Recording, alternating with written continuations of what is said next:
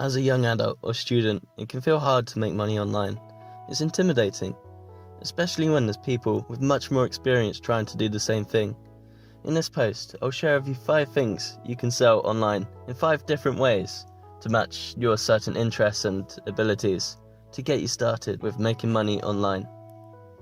Number 1, my first tip is to create and sell an ebook via Amazon. This is a great idea for any of you with a passion for writing or have a good amount of knowledge on a certain subject. It offers very little startup capital to begin, and you can make passive income almost instantly from when you publish. Most people are often put off by writing an ebook thinking it will take them months to write. However, many great ebooks are written with no more than 40 or 50 pages. As long as the content is great and you price it at a reasonable price for the actual length of the book, customers will rate your work highly and you'll accomplish lots of sales. To begin this selling opportunity, you need to find a topic you're passionate about, one you are willing to research and revise in order to give the best knowledge you can. People are going to pay for it after all. Obviously, you need to really prepare to make some good content out there. You should then aim to write at least 40 pages on either Word or Google Docs on that topic. Make sure it's structured well and easy to read. You could perhaps ask a friend to proofread and check it for you. If you're not very good at writing, people even get ghostwriters sometimes. Fill out the content and then either go onto Fiverr or something like that to find a ghostwriter to structure it and write it properly. Once your book is up on Amazon, you will need to make it visually appealing to them to buy. So you'll need to design a cover for your book. If you're good with art and design, you may like to do this by yourself. Not many people are, I know. So I recommend paying somebody on a site called Fiverr, which is a site where you can find freelance workers in any sort of industry. So in this case, you'll look for book cover designers or any sort of graphic designer. Try and create a decent cover for your book. Remember, it has to be appealing. That's the first thing people are going to see. People do judge books by their covers. So it will need to look good for people to want to buy it. Once your book is ready and it looks great, you can then open up an account with Amazon Kindle Direct Publishing.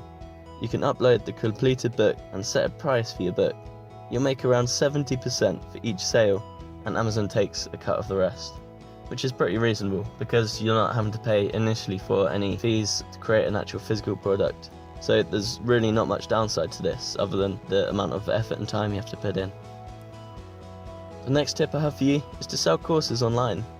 This strategy is similar to creating an ebook. If you're passionate and knowledgeable about a topic, but prefer video to writing, creating an online course may be a great option for you. Sites like Udemy allow you to post a course on their platform, giving you at least a 25% profit for each sale. The commission they take is for using their platform and getting all the traffic to your site, because it's a big platform and it will have a lot of interest already.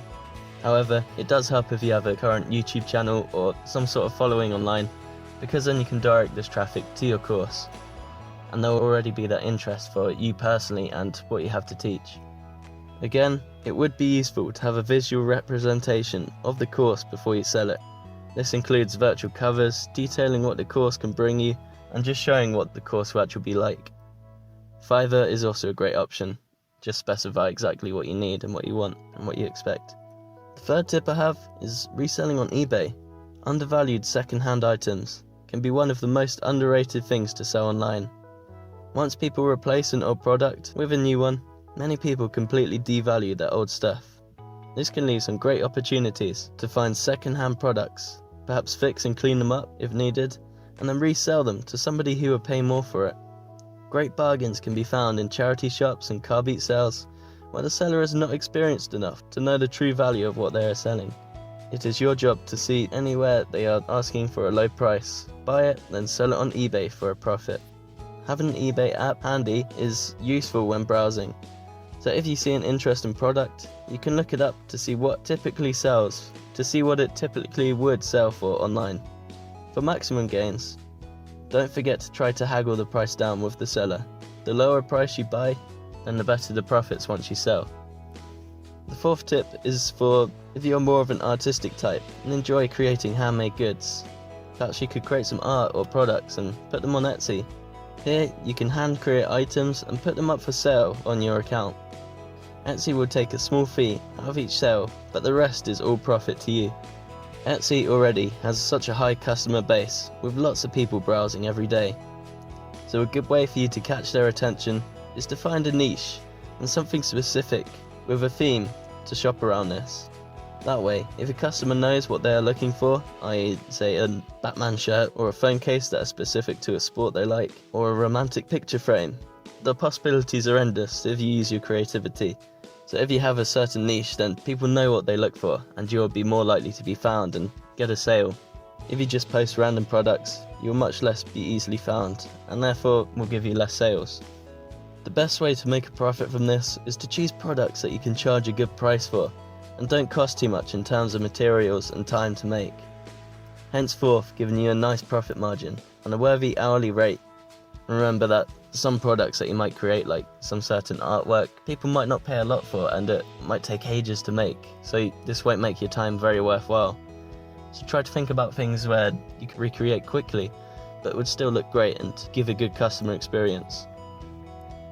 The final tip I have for you is to sell your photos on Shutterstock. If you love to take photos in your spare time, consider selling them on a stock photo site. There are sites such as Shutterstock that allow you to post photos on their site. They have a large customer base of people looking for rights to buy photos for a variety of reasons. If your photos are good enough, you may not make a living out of this, but you'll be able to make a little extra cash on the side. And I'll give you some photographer confidence, perhaps if you do want to do this for a living, if people are buying your stuff. Shutterstock takes a commission out of each sale, so that's how they make a profit.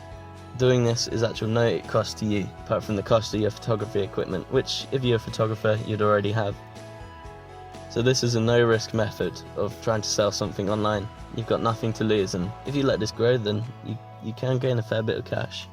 Tips for getting more sales? I'd have a good description for each image, detailing certain keywords that would be typed in by customers looking for that type of image. Also, there is nothing better for profits in any business than providing a good service. In this case, it means creating the best photos you can, and the more photos you create, the more sales you are likely to make. So I hope you found this useful. If you liked one of these ideas and are keen to give it a try, inspire your fellow watchers here by letting us know in the comments section below.